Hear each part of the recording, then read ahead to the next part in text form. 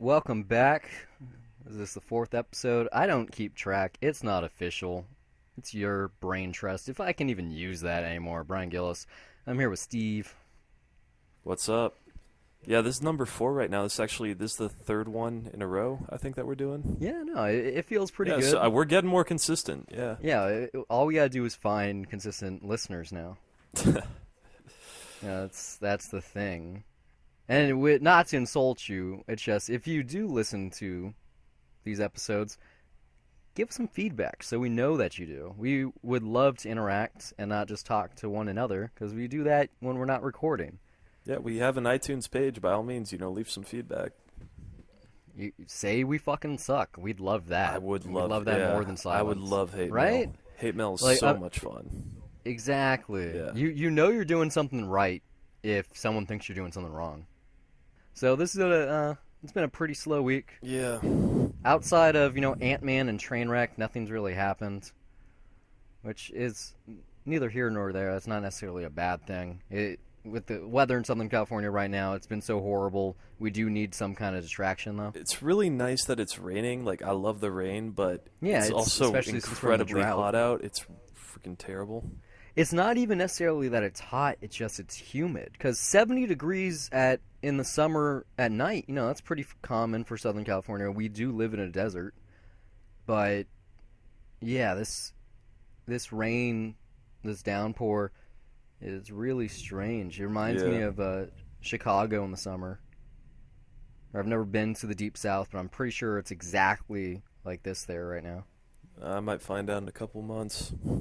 You might, yeah. Yeah. Hopefully it's snowing. What time you got there? That's what you got looking forward to. All right, so what's been happening this week? Nothing major. I mean, Amazon Prime Day was on Tuesday. Yeah. Or was it Wednesday? It was Wednesday. That was bad. It was bad. Well, it wasn't. There was actually some interesting stuff on there. There was like a whole tub of lube for like super cheap. But there were some good movie and video game deals. You could got the entire extended trilogy edition of Lord of the Rings That was on their Blu-ray main for thing. $27. That was their And main they had thing that it- they kept pushing. They had it until like 3 p.m. or something. I thought about it. I was like, well, I don't really like those movies, but $27, that's a deal for that much content. It's just outside of the movies alone, which is like 13 hours of footage, you have like twice that in special features and Yeah. DVD extras. The downside, obviously, is that it was made for the DVDs, so it is in standard definition, but still great for people that love fantasy in that series. Yeah, for me, Yeah, I'm with. the only thing that I bought was Kingdom of Heaven, which that was already for $5, and they had that. That wasn't really a Prime Day deal. That was going on for like weeks at that point. I just figured, okay, you know what? I love this movie. I want to watch it again. $5 in HD. Why not?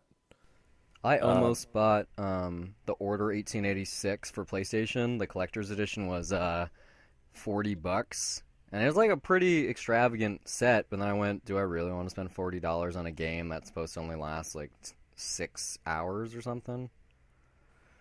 Maybe, I mean, the Yeah, game but I didn't well do better it. than I do. Well, it got a lot of gaff because it's a $6 game with.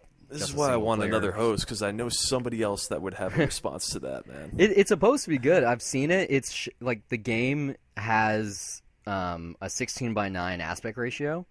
Like it looks like you're watching something in Panavision or something like that. And you can go on YouTube. It looks gorgeous. Like It's it on is all a very... games. Like, isn't that the official standard now for games? 'Cause We're not 16 16 by 9. that's I mean, you I mean, didn't mean 16:9. like 2:3:5. Yeah, it's like a Academy ratio. So it's more like an anamorphic look. Yeah, that's what they're going for because it's supposed to be like you're playing a movie. I don't know. I'm gonna It's a play lot it eventually. wider. Yeah, I'm gonna play it when it comes to PlayStation Plus because it has to since it's a Sony first party game and no one's buying it. Oh, well, that's interesting. Yeah, but yeah, I didn't buy anything. I was very proud of myself. I was at work checking. I was like, should I buy something? I was like, no. I almost bought some sunglasses. Those were in my car when I got stolen, but yeah, nothing. I mean, I think really it's just a big letdown because they were really pushing it as like this is going to be, way bigger than Black Friday. It was. They made more money than they did Black Friday this past year, So that's true. They didn't say better than Black Friday. They said bigger than Black Friday. And they did have lightning deals like at least 10 every hour. Like they had a ton of stuff on sale. I'm sure if you have kids, you would have been really into it. They had like strollers and fucking It was pumps, really tank just a engine bunch of and- stuff that like no one really wanted. Yeah.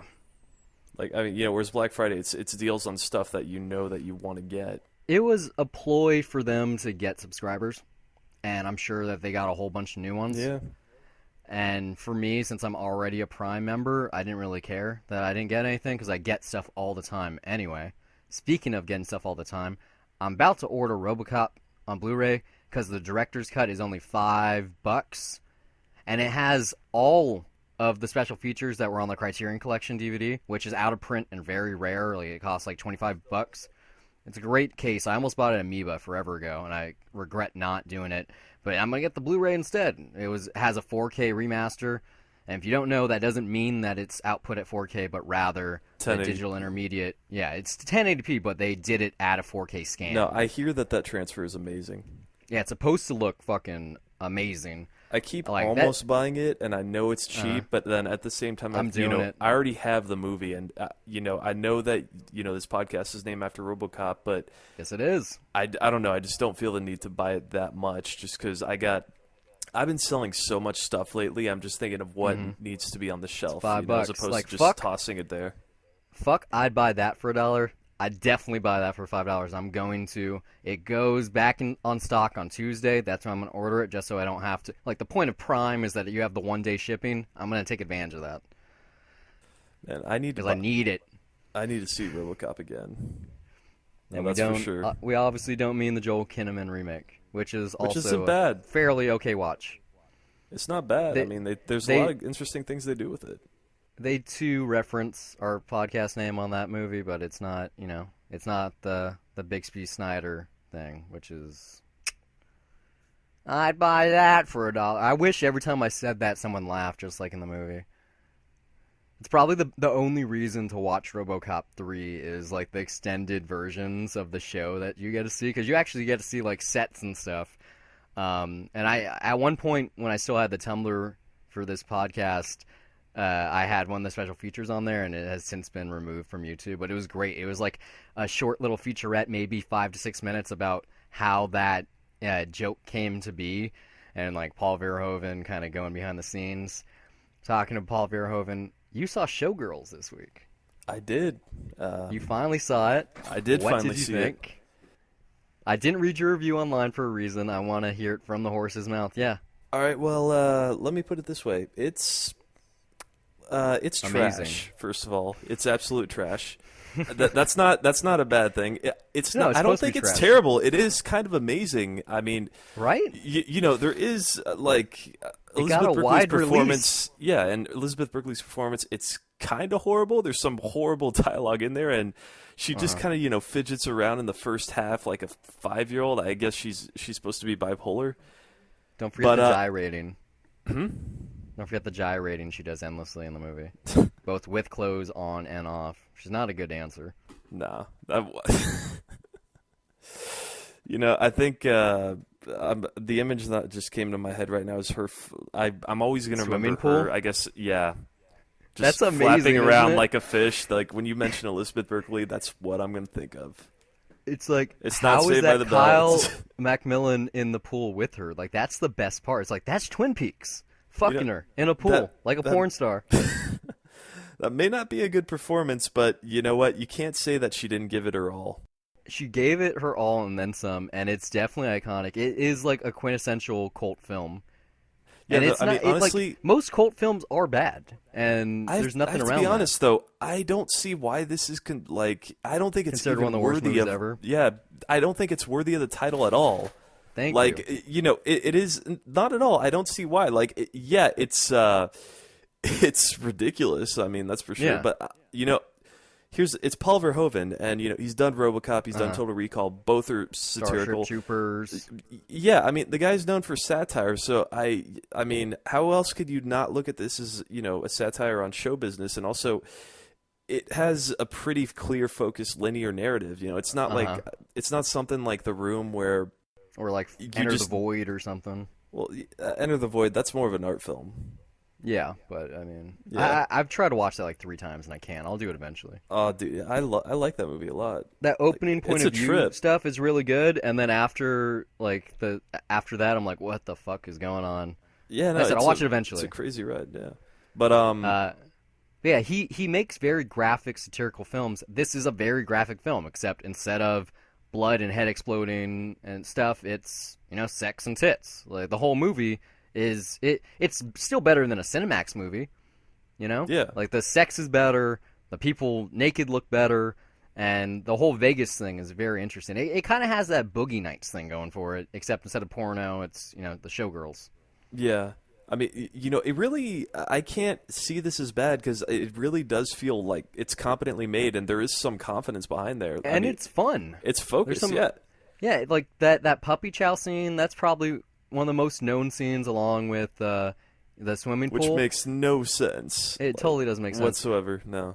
But I mean, you sat in the class with me when when you we had watch that that clip, yeah. yeah, we watched the clip where like the comparisons, like film critics, not critics, but theorists and critics alike, actually kind of have resisted the backlash that its initial release had, and it's seen as like a modern retelling of A Star Is Born, and it like considered almost a masterpiece. But you just gotta respect it for the fact that it is an NC-17 movie that was released by a major studio in America in the mid '90s when like anything could happen. I mean, yeah, I think Paul Verhoeven, he describes this as his MGM musical. Yeah, which it is. Which, I mean, yeah, it's not in a musical. weird way it It's a works. dance film, though. It's Yeah. totally a dance movie. Just it's lap dances. It's probably, I don't even think it's as crazy as something like Beyond the Valley of the Dolls. I still haven't seen that. Yeah, I I know mean, that's Roger Ebert's movie. Yeah, and it's, I supposed mean, to be even crazy. that, I think, I don't know if if it has an X rating, if that's official, I think it was or, just, I think it was X or upon if it's initial just a release. really hard R right now. Yeah, it's probably a hard R now. I mean, the X Yeah. rating doesn't exist anymore. Like, look at like Evil Dead or Exorcist or whatever. Like all the Midnight Cowboy, they've all been rescinded and they have the R rating. Yeah. Though, I mean, yeah, just a movie like that is way, way, way more ridiculous than Showgirls. Showgirls, it's not that bad. I didn't even feel it was that really that risque either. Right? Like, I- especially I mean, now. Like, they are there's a walking lot around of- naked. There's a lot of But- thrusting. That's really it. I Like, if think that's just what gets you an NC-17, it then, wouldn't 'cause- get an NC-17 now. It definitely wouldn't. Because Game of Thrones shows almost as much nudity. Well, yeah, but for TV, it's not really bound by the same rating. Well, Game of Thrones would I be think an it's R, though, what it's a hardcore TV MA. That's the rating for it. basically. I mean, Breaking Yeah. Bad was the same, but no nudity. No. Yeah, I mean, but yeah, so that's Showgirls. Honestly, it's a really entertaining movie. It's not horrible. Most it's films that it's people say the ridiculous, worst yeah. ever aren't horrible. Like, they have some redeeming value. I still haven't seen The Room, but that's supposed to be hilarious. Not because it's Yeah, funny, I mean, but and you have to you laugh watch at The it. Room, and you're just kind of questioning the decisions that they're making. Like with this, you can see, like, for the most part, It's yeah, enjoyable. there's shit in there that doesn't make sense, but at least it feels like there's a reason why someone's doing it. Yeah, I mean the they made a sequel. Like, it's set up for a sequel. They made a direct to DVD. Yeah, sequel. no, of the what's her name? Recently. The other girl. Yeah, I Yeah. heard that she wrote and directed it as well, starring Yeah. in it. Uh-huh. And I'm guessing it just wasn't it's not the classic that this is. No. It's what I mean, just a that- cheap retelling of this one. Yeah, or something like that. I mean, they made a sequel for American Psycho with Mila Kunis in it too. I Like, tried you know, watching the first 5 minutes of that. I wouldn't even try. I know William Shatner's in it. Oh, really? Yeah, I think he's like her teacher, or I believe he's in it. He's like her teacher that she kills. I don't even know. All that Who the happened fuck was cares? just I started it and there's this terrible voiceover that, If- that I if you- guess it references the Christian Bale Bateman. character, Yeah. and then I If you just want- stopped right there. If you want a sequel to American Psycho, read Bret Easton Ellis's Lunar Park. It's a really interesting, like, fiction memoir where Patrick Bateman is haunting the author himself. Really interesting ghost story. It's very similar to a Stephen King thing. It really borrows from, like, The Shining, and there's like a a terrible Furby that's haunting him too. Like, definitely a scary read. Good for October. Yeah. What else have you been watching? Well, just yesterday I made a trip out to LA and I spent the day at the New Beverly with a triple feature. Yeah, that's right. Yeah. Yeah. It started out, they had a matinee with Old Yeller. Yeah, You know I that know they Disney played it movie. again today. Yeah, where the dog dies. Well, way to spoil it. Everyone fucking No, knows yeah, that now. everyone knows. It's one of the most well-known endings of all time. Everyone Yeah. says, it's one of the saddest things that makes them cry. And that's, I mean, yeah, what are you going to do? Should I cut that? No, I'm not going to cut that out. No, it's not a spoiler if it's more than 50 years old. Well, I mean, it's like It's not The like in Sixth Sense Trainwreck or where there's that. Usual Well, Suspects. no, Well, that scene in Trainwreck was fucking horrible. Like, if I hadn't seen The Usual Suspects, I would have been mad. Well, I don't know. It's 50 years. Where do you draw that line, on spoilers? Like, I mean, think it's those are actually, very... It's closer, I think it's 50. Honestly, I wasn't surprised I knew what the ending on Usual Suspects was, like, before seeing it. It's one of the most well-known, most talked about twist endings in a movie ever. Uh-huh. I mean, But, most people that it's the go same see thing with The hard Sixth R Sense, comedies probably haven't seen Usual Suspects. But anyway, that's either near or there. Hey, You saw Sixth Old Sense Yeller. got spoiled. Yeah, I did. I know Old and, Yeller had the IB35 Technicolor print. How it did looked that look? great. It looked great. No, absolutely looked great. Was Yeller yellow? Nah, he wasn't just. Nah, all sorts of. I don't know, Lots of man. I don't grain? know my dogs, man. No, Yeah, me either. Yeah, the print obviously looked nice, but yeah, for me, I wanted to see it obviously because I knew that what the movie was supposed to be, and I haven't really seen many of the live action Disney films growing up. It was all the animated stuff, so I know you're watching a lot of them now, though. I've been seeing you on Letterboxd. You're like Swiss I'm Family kind of- Robinson and all that stuff. I've never seen that. Oh no, you're not missing No, out. I've kind of been revisiting some of the old stuff though, just because there's VHSs sitting like in a corner in my house that I dug up, and I was like, I may as well see if this holds up. So every once in a while, I just kind of rewatch some of the classics to see if they work or not. But yeah, for this one, I was surprised that it's actually a really solid coming of age movie, and not in the Disney sense. It's really just a simple movie about a boy and his dog, and they're just hanging out for 3 months as the boy tries to take on more responsibility and grow up.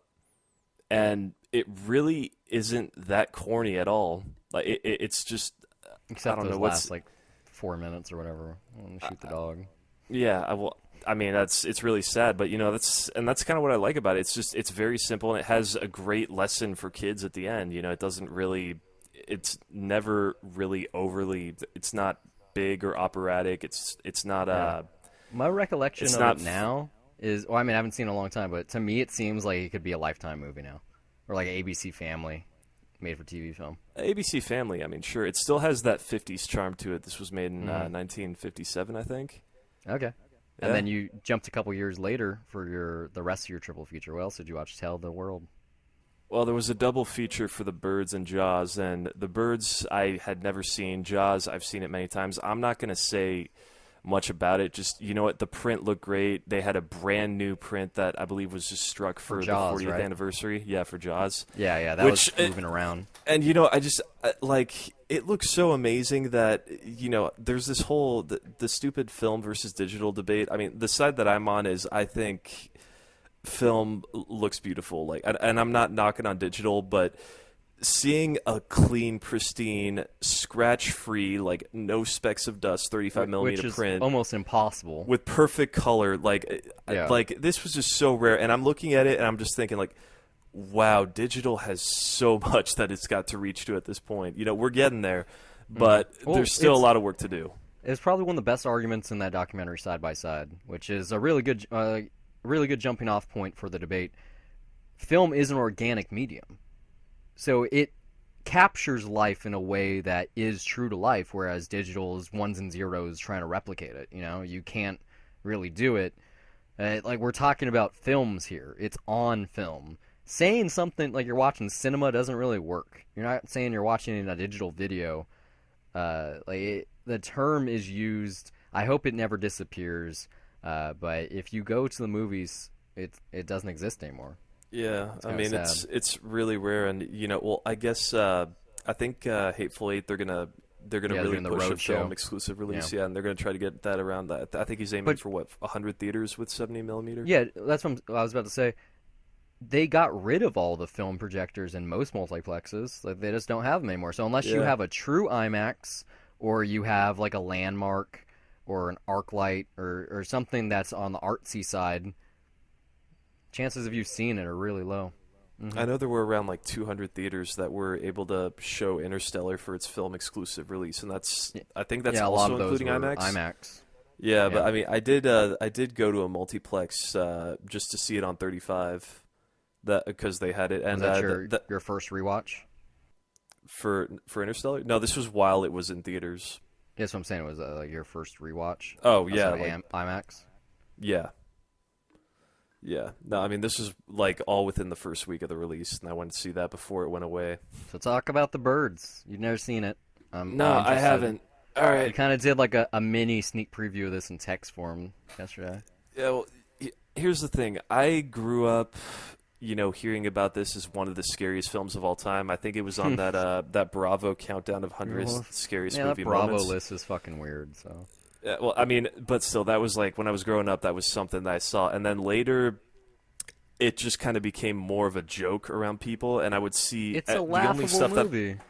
the only stuff that I would see from the movie is just the clips of like these two major bird attack scenes that Yeah, really the just chimney effects scene wise on the beach. no, it's more the one like outside when they're running away, and then when they're just the biggest the one with that has the largest scale where they're just attacking the whole town, and there's cars exploding and shit, and it all just looks really cheap. And I see that stuff in Universal promos, like when you Yeah. pop in a They're Blu-ray, like, and it's "Look like, at oh, the history of our 100th movies." anniversary, Yeah. and shit like that. So that's pretty much all I see. And And that's the whole movie. No, but I mean, I go into the movie and I'm just thinking, well, it's Hitchcock. I'm sure there'll be more redeeming value, and maybe there might even be a Bernard Herrmann score that I've never heard before, and Yeah. that should be nice. Movie starts and right away, like, it just sounds awesome. The sound of the birds screeching, like, it's really Yeah. loud and just unsettling, but really just like gets you in the mood right away. And then as the movie keeps going, it's very moody and atmospheric, and I'm realizing, holy shit, there is no score here. Like, there is no score in the birds, and it's working perfectly, and it really does a good job of drawing you in. Just the bird And then the calls first and- few bird attack sequences, like, at first I see that, they don't look that fake at all. They actually blend in very well with the practical environments, and I'm thinking, maybe it could be that thing of, well, you see it on digital, it looks faker, but on film it looks more real and it blends that way better. But then that wasn't the case with the sequences later. But Yeah, when it gets over the top, it looks over the top. for the most part, the first 2/3, it's a pretty solid horror movie. It has really good atmosphere to it, and I was really digging it. Then you get to the final act, Which is and fucking crazy. holy shit, that is fucking amazing. Like, it was fucking masterful. Like, if I could just take the last section of that movie, that's like one of the top 5 best things that Hitchcock has ever directed. I don't know. Like, ever. And, it was awesome also just seeing this in a sold-out crowd. You could tell, like, for the crowd for Jaws, they had seen the movie, like, many times. They're cheering at all the right moments. The crowd for The Birds, no one's really interacting with it that much as if they'd seen it before. And there's a lot of oh Which is shit pretty moments. weird. And you can hear people reacting to it, taking it seriously. And it got to me, too. And it was... Like, I do think low expectations really made this more intense for me. But, yeah, I mean, it's... Like, The Birds is kind of fucking scary and creepy when it, except for those 2 scenes where it looks kind of cheap, it really holds up really well as a horror film. The tippy Like, head. I and really, stuff. I Like, really I stand can't- by that. I can't back her. I don't know. The last time I saw it on the beach. I did one of those like beach screenings, and I was kind of like laughing through most of it, just because I can't take the effects seriously. But yeah, maybe it's the digital versus video, like how the effects work. Because I'm sure at the time of its inception, just like Jaws, it was groundbreaking and fucking scary as hell, and you didn't want to be around birds. But the only thing my takeaway for the film, the thing that I love the most, is Hitchcock's cameo, him walking the dogs. Yeah, of I think course. that's the best part of That's the a film. classic one. I've seen that, like, so many that's- YouTube clips of that. Yeah, I think that's his best one. to be You know, honest. it's funny because you brought up Jaws again. Like, a key thing with Jaws of why that's so scary is they barely show the shark. Because they couldn't. Yeah, and I really think that's why the two scenes specifically, why they look so cheap when they're just destroying the town, is because you see everything and you see the Yeah, effects, there's and then when you get birds to that flying last on every side of the frame. yeah, and you get to that last act, it's really just sound. Like you know that they're out there, and it's really fucking loud too. Like I like the lady that gets her eyes scratched out. I mean, That's pretty scary. The sound was really fucking good in my theater too. Like, just the print. It's an old IB Technicolor print, and it looked pretty amazing. Like, I'm really glad. I think if I saw this at home, I would probably be more negative to it. But I had a great experience watching it, and just I mean, And that's a big part of a movie. So I honestly, this might be like. Between this and North by Northwest, I think this is probably one of the most beautifully shot Hitchcock films out there. I love North by Northwest. There was this image. I need to share it with you. I guess our audience too. Someone tweeted it. It was a DP, or it wasn't DP. It was Hitchcock's like camera angle chart for the crop dusting scene, and there was so many setups on this piece of paper. It was insane. Like, it looked, just looking at it, you're like, wow, this is why the film's amazing. You don't even have to watch the movie. You're just looking at this one index card or whatever it was. You got to see it. I got to send it to you. All right. So you just mentioned this, and it's on my notes. The Well, theater going. No, What were you actually, saying? keep going. You might be going into what I was thinking. The theater going experience versus at home. It's kind of a big thing. You got people on both sides, and there's lots of different reasons. And I think it comes down to, are you a movie snob, a film buff, or a cinephile? Because there is a difference. Like, they're kind of thrown around. They're kind of the same thing. They may mean similar things, but I think there's definitely a separation in terms of what they mean. For me, I would consider myself a cinephile. I love movies. Whereas I think someone who's a film buff, it's like, look how big my muscles are. I know everything. And a movie snob is, fuck that movie. That's for kids. I'd love to go with cinephile, but if I'm being honest with myself, I think it can be a combination of all three. Yeah, And definitely. it just depends on my present attitude. Yeah. Yeah, they bleed into one another.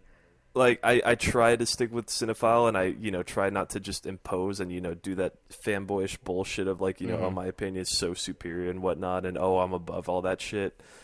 But hey, sometimes it just gets out there. I can't help it. Yeah, I'm not perfect. I'm sorry. What I was leaning towards more with this statement was the theater going experience versus at home. It's like you said, if you saw it at home, it might have not been the same. The great theater going experience, especially for opening weekend, it's unparalleled. It's up there with like going to a concert with a great crowd. I took a class. It was actually religious studies. That feeling. It's called collective effervescence. Collective experience. Yeah, it adds to something more so than the content itself, and it's both negative and positive. So like when I saw Red State on the Traveling Roadshow at the Wiltern, where you happen to be there too. I was there too. Yeah, I know you were there. I too. didn't even know you yet at that point. Yeah, no. exactly. I didn't enjoy that because I couldn't hear a lot of the dialogue because people were, cheering or yelling or whatever it was. So that was my first kind of movie premiere experience, and that wasn't enjoyable. Whereas when you go to a movie and people will clap at the end and you join in, I'm talking about, or like you're all crying together or whatever it is, Yeah. it's very special. And I had the opposite of that today. I saw Mr. Holmes, which wasn't what I thought it was going to be. I was looking for a whodunit or a murder mystery or something like that, and it was more of a Oscar pleading movie. It's basically for award seasons. But there was someone in the audience whose phone rang, and it was annoying. Then it rang again, like 10 minutes later. How horrible of a person do you have to be that once you annoy everyone that you can't silence it or turn it off? I was almost as bad as the guy in the front row with his Apple Watch checking it. I think this thought did come to my mind, and I sort of mentioned this with a buddy, but that screening at the New Beverly, it was sold out. Like, I bought my Uh-huh. ticket online, and they only have like half their tickets available online, so Yeah, that because they other want people can come people to the to door. walk in. Yeah. Yeah, but you knew that it would be sold out, and they already had the screening the night before, so it was bound to Hmm. happen again. And I really just I kind of miss like midnight screenings, like specifically set for midnight, because with them Because the just like 7 all p.m. is weird. yeah, it's like there's 7, then there's 8, and then there's like 9 and 10. It's all spread out, and you don't have like all the people that want to be in that room at the same place at the same time. Like I really miss screenings like that, because like I could just had this feeling of like yeah, this is a screening where everyone wants to be here, everyone wants to see the movie, and when it was just midnights, that was basically the same thing, especially when it was a packed crowd, Yeah. and it was nice. Now that it's like all split up, you just got like your average Joe going in there, and they kind of just ruin the movie. They talk and shit. They fucking text and. I mean, yeah, like the midnight movie's dead all because of fucking. I don't know. I think part of it is Aurora, Colorado, because that's when they started introducing earlier screenings. But It's a mistake. That I get it. The distributors want to make more money. The theaters want to make more money. But yeah, I'm with you. When you spread out that release, especially when it's supposed to be special, you lose it. Because I've done 7 p.m. screenings where there's no one there. And I don't want to watch it at midnight because, I don't want to be getting home at 4 a.m. or whatever, especially if it's not good. But people don't like waiting in lines for things, but there's something special about waiting in line for 2 hours for a movie and then getting in the theater and spending the next 2 hours plus with those same people. And when you're leaving, it's like going to Disneyland or something. It just feels a certain way that you can't get at home. Whereas I would rather not do that and have a shitty experience than be at home and be able to scratch my balls at whatever time at my leisure. yeah, I mean, I don't. It's really the end of an era in a lot of ways. I think just I mean, screenings like that, they're rarely going to happen, and it kind of Star bums Wars, me out. it's happening. I expect even the 6 p.m. shows in 3D to be like that. Hopefully. I hope that it's the return of the mega blockbuster, the true experience, because that it really hasn't happened since Avatar. Like even like the Avengers, not really. Like I mean, that made a good amount of money, but not fucking Avatar kind of money. No, I mean, it literally made more money, but you know what I mean. I mean, God, we'll see that happens. That's still a long way off till December. It's But getting close. yes, I mean that's your experience with Mr. Holmes. Not that great of a movie. It wasn't bad. Like I said, it was. I saw it with a mostly older audience, which kind of played into my double feature I did this morning. After Mr. Holmes, I saw Devil and Indemnity in the TCM Fathom Event series, God. which was I great. was working, man. I couldn't go. Shit. Love that movie. I've only seen it. This is the second time I've seen it. I saw it not too long ago. Great film noir. It was kind of weird because it wasn't the best quality. Even the Robert Osborne stuff in the beginning looked like it was standard definition, and it was shot 4:3. And there wasn't a mask on the screen, so it looked like you were watching it at home on your widescreen TV. But other than that, like it was fun. It was fun to see it with an audience who was laughing at the little moments. Definitely better than seeing it at home, even though it was a pretty small crowd. Yeah. Did you watch anything else this week? Yeah, I saw the Minions. Oh Which was yeah. not good. No. No. No, Well, it let's was leave that 85 there. minutes, so it could have been a lot worse. Let's leave that there. Right before you got on though, and we started recording, I just now about an hour ago I saw I Origins. I still haven't seen that. I don't yeah. plan to. Well, yeah, this is the second movie from Mike Cahill that came out last year. He did After Earth. Did you see that? No. No. I might. I know it looks good, so. I want to say don't. I don't know. It's because it's like it has interesting ideas in there, but it also feels like just this really super pretentious movie made by like San Francisco hipsters. and By it's Origins or After Earth? After Earth, like, but then at the there are redeeming qualities in it. And then I Origins is kind of skating that similar line for me. It's hey, I just don't like Mike Cahill as a person. If I came across from him, I might not want to be around him. But you know what? There is a lot of interesting stuff going on here. This idea of what's true, whether it's science or whether it's more spiritual, and the way that he approaches it, I think it makes for a really entertaining movie. It's really worth checking out. I recommend it, dude. We'll see what happens. Yeah. I don't watch much at home now since I work at the theater. I see a lot there. I kind of treat myself to the theater going experience, and it's feel like we just touched upon this. I'm gonna jump back into it just for a second. I don't know if you saw this. I doubt that you did. I was gonna mention it last week in the 2 cents, but it slipped my mind. AMC theaters have gone into an agreement with Paramount to shorten the time period from theatrical release to home video. It's going to be as short as 17 days this year. Paranormal Activity 5 is the first one.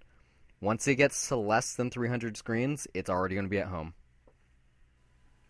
That's 17 days after release? 17 days. It's still going to be in theaters when it's on home release, which isn't necessarily a bad thing, especially for like a Blumhouse movie, since the first 3 weeks is all the money it's going to make anyway, or 2.5 weeks. But that's just uncanny. Like, have you been to the theater where it says, I know they did it for Pitch Perfect 2, where it's like, pre-order the movie and get a free popcorn or whatever? Yeah, no, like there's that thing of if you buy your ticket on Fandango or you buy like a super package ticket, you get a digital download of like of the previous one. Like I think they did that with The Hobbit of, hey, if you buy a super ticket, you can get a digital copy of the first movie. No. They had things at my theater where it said pre-order the DVD now and get a free popcorn. And I had a professor, I don't know if you took his class, Gary, what was his last name? It was Theatrical Film Symposium. Yeah, I was there. I took one of them. Yeah. You took his class? What was his last name? Perbola. I forget. Yeah. It was Gary Perbola. He's really tight with Wes Craven, apparently. Yeah, apparently. Well, it's true. But he had this thing. I spoke to him a lot outside of class. Really interesting guy. He believed that they were going to get to a point where you were able to buy the home video copy at the theater after you saw it, literally the physical copy. And with this AMC contract with Paramount, I don't think it's far-fetched. I think it's going to happen because VR is coming this next year. In 6 months, it's going to be available, basically. It's not just physical copy. Like, you'll literally be able to play it on your phone as you're walking out of the theater, probably. Exactly. And that's because of virtual reality. It's going to be at this point where you have a head-mounted display where you have the best screen in the house, glassesless 3D, and you don't have to worry about the people on their phones and people talking and the babies crying and all of that, or someone standing up to get popcorn, because it's going to be perfect. And so I think this is kind of like the first step, and they're already working on this. I know you saw the last Starfighters being rebooted for TV, and it's going to have the virtual reality segments or whatever, however they're doing it. Which just sounds weird. I mean, I don't understand how that works in narrative storytelling. They did it for Wild, so this isn't the first time it's happened. Like with Reese Witherspoon? The Reese Witherspoon movie. There was a VR experience, kind of like an extended scene, where basically, like the point of view, you're supposed to be Reese Witherspoon and she's in front of you or something. I don't know. I didn't see it. And then when you look around, you see Laura Dern, who played her mother, behind you, and then you realize that the two of them are actually looking at each other, and you're caught in the middle. That seems really like I don't see the point in like standing in environments like that, like unless you're really interacting with the scene. Like that's why I think VR sounds like a great idea for video games, but like. Well, I don't know. They're doing short films. It's supposed to be great. Well, think about it this way. It's like I obviously I haven't tried it yet, and I'm open to it. But I really am not able to process how this got would work. Real fucking close. I was mad. I was at like the Orange County Auto Show, and Lexus had this VR demo where you sat in the actual like cockpit of the car with like the real steering wheel, the real seat, and you wore Oculus Rift, and you could race around the track. And I was the next in line. They stopped it. I was really mad. but yeah, it's more of a I think it's how 3D isn't about the gimmicks that I like, whereas it's just depth. You get to see Yeah, it's more of it's what it looking is. outward into a window, which I love Yeah, that. Yeah. VR is more of looking at all of the windows and seeing what it is. So I know they because at Sundance they have like the VR section now, and like South by Southwest and all that. It's like the next what is Fest, I believe is what they call it. But yeah, that's kind of why Facebook bought Oculus. It's for the film side of things, and I'm really excited. I think this next year and a half is going to be really groundbreaking, and I hope it's one of those things where everyone that tries it out, it kind of just pushes you to realize that we are in the 21st century in like the truest sense of the word now. I don't know. But who knows? I get really I don't know. I'm sort of I guess like I get paranoid though on technology on stuff like this Hmm. just because like well I mean in a way like VR sounds sort of stupid to me. Yeah, I Like can just understand because that. I said like I really don't see the point like for storytelling like of just standing in a room or in an environment just watching stuff happen if you can't interact with it. And how does that work with editing too? Like, how does that work with Can tell camera you. work and stylistic camera choices? Like, are you just is the setting like right there in front of you and you just kind of Well, I look mean, around? we've studied this. The same thing happened when they added talking to movies. Like look at like they hit the pinnacle of cinematography with Sunrise, which I still haven't seen sadly. It's one of those I'm waiting to see it on film type things.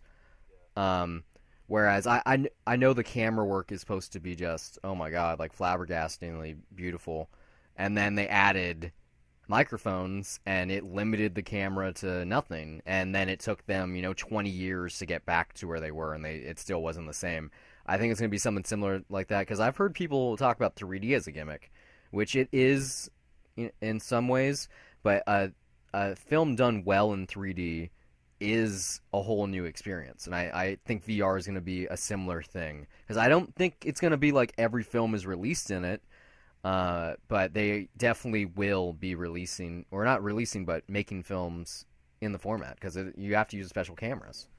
Like, I'm So, sure that you can make something cool with it. Just I don't know the hmm way that I'm processing it. I probably have the wrong idea.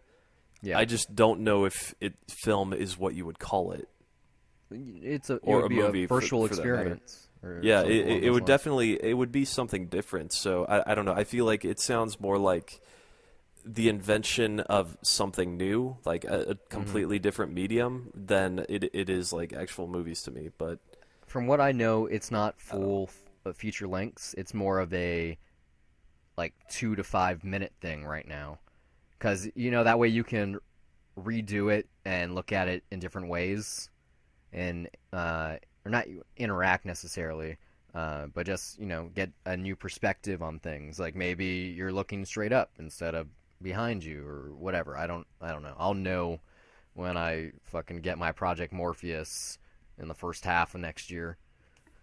No. Well, I'm already on the ground floor. I just need to build it, or they need to build it rather for me. I think for virtual reality, I'm more interested in that though. I have to admit than I am in 4D. Yeah, I don't want Yeah, to be in a seat and have my water spill on me yeah, and have and mist sprayed in my face. I'm completely open to the idea though of 4D as well. I think someone needs to like take that into consideration when they're making a movie. Have you seen or have you done the Simpsons ride at Universal Studios? No, I haven't.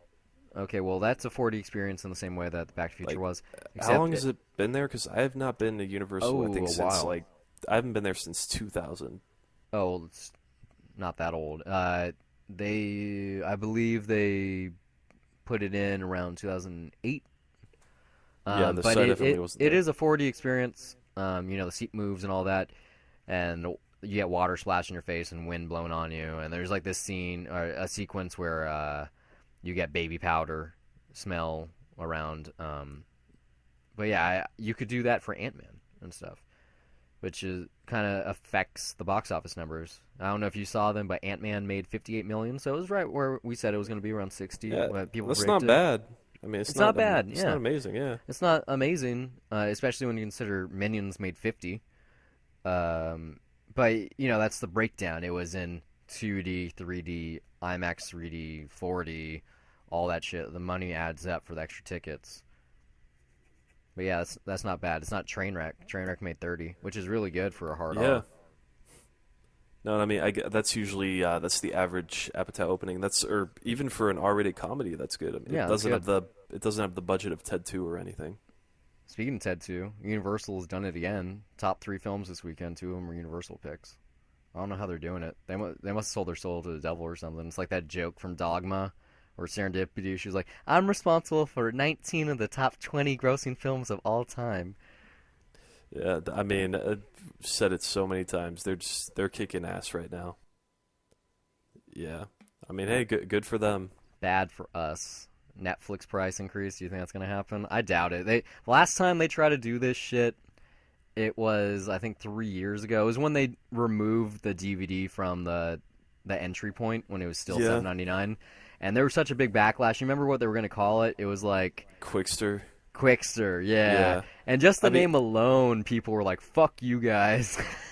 So, You know, I don't blame them. I mean, because Netflix right now, it's like the cheapest option available. It's $7.99 right now just for streaming, right? and you get like 5+ accounts now. So Yeah, I mean, also the HBO Now, that's new, and that's what, like $15 a month. it's a little bit less than that. It just expanded to Amazon devices and Android 2 days ago, I believe. Yeah, Before that, they had the exclusivity deal with Apple. but still, I mean, that is the price for is like 15 a month or a little less something than like. that. I think it's a little bit less than that. I think it's like $12.99. And the point is, it's not nearly as cheap as Netflix is, and Netflix has way more content available than HBO does. Like HBO Now, it's pretty much the same exact thing as HBO Go, right? Yeah, As far as except what's you can, available. Yeah, you can watch whatever's quote unquote live, which would work out for something like Last Week Tonight, because there is a delay with that since it is recorded live. You have to wait usually about 2 hours every Sunday. Like I'm pretty sure the new episode from today or tonight rather is live about now, whereas when it aired at 10 or whatever it was, it wouldn't have been on HBO Go. No.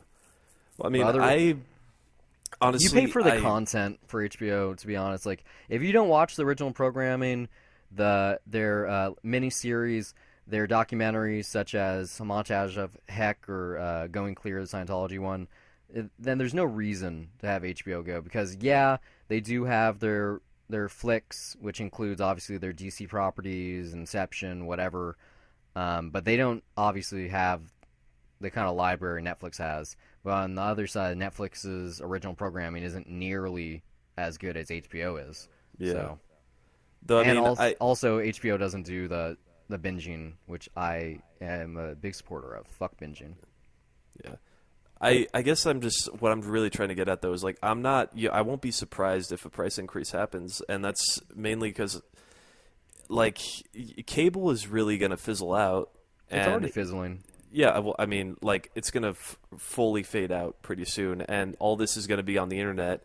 Yeah. And yeah, I mean, I'm not surprised that that's pretty much where they're going towards. If you get what I'm saying, right? Yeah. They call it cord cutting. That's what they were calling it. Like, the jump from cable or satellite to over the top like internet streaming, which is available now. Dish Network has a service called Sling. Obviously, there's HBO Go and like Showtime has their equivalents, and then you have the internet-only models like Netflix. But I believe Time Warner has something similar. PlayStation has what they call View, which has Showtime and a lot of other stuff. But what the real thing is, like, people our age, it's not cord cutting; it's the never had a cord, and so Netflix is kind of our only access. And so it doesn't matter. If you don't have cable, you could easily charge $15 a month, and people would complain, but they wouldn't say shit. Like, they would say something. They're not going to stop using it. I kind of feel bad for Netflix too, just the backlash that they get when they try to bring prices up. Because I mean, because no one likes increases. No one likes it, but then at the same time, it's like, keep in mind when streaming first came out, it was free. Yeah. Like all you had to do was their library sucked too. Yeah, it was like Sleepers in Seattle was the only thing they had. Well, I mean, yeah, they had a bunch of stuff from Stars Play, and I remember that was nice, and I was able to connect bad. it. Yeah, it looked really bad now, and they still have that deal with Stars and Disney. So, do they? Yeah, I With don't think it's the Stars? same. No, I Stars think Play. I'm pretty sure that expired a while back. did it? Well, they Yeah, the only reason they cared about Stars was for the Disney stuff, and now they just go directly to Disney, so it doesn't really matter. yeah. But I mean, they've It, I did you see their Daredevil show? no, I haven't. No, You should really I check gotta it get. out. I know I gotta get to it. Episode 2 has an old boy scene. It has a very similar scene I've to the heard. Hammer sequence, and it's amazing. It's like, wow, I've they heard. did this on Yeah, TV. Very dark show, really good. more like I'm the ex- internet, but yeah, I'm excited for the Jessica Jones show, just because I want to see, because that sounds very un-Marvel like, kind of like Ant-Man. We'll see what happens. But if they continue to make stuff like that and not like, or was that show Freaking Johnny or whatever, the one with the gay husbands dating each other? Like if they continue not to do stuff like that and more interesting things, who knows? So yeah, anything else on your agenda? You got anything else to talk about? not really. We're coming up on an hour, aren't we? Like, Not quite. No one cares about that. Besides the 2 movies I saw today, I haven't really done anything else. I've been playing a lot of Batman Arkham Knight. I can give a better review now. I've played about 20 plus hours. I'm roughly 50% through. I don't understand the criticisms it got, because it's like I said last time. It definitely does force the Batmobile on you a lot, but that's only the beginning when you're being taught. You know, if you liked Arkham City and you have a current gen system, then fucking buy the game. I got it for $50. It's definitely worth 60. I have 20 plus hours. I'm doing 100% completion, but I have 20 plus hours. The game is definitely 45 plus because you can do New Game Plus. You can get 100 hours out of this game, especially from the AR stuff. It looks great. The voice acting is really good. It's hard as nails at certain points. Like, if you're a pussy and you can't handle new gameplay mechanics and video game franchises, then yeah, go fuck yourself. But yeah, the Batmobile, definitely fun.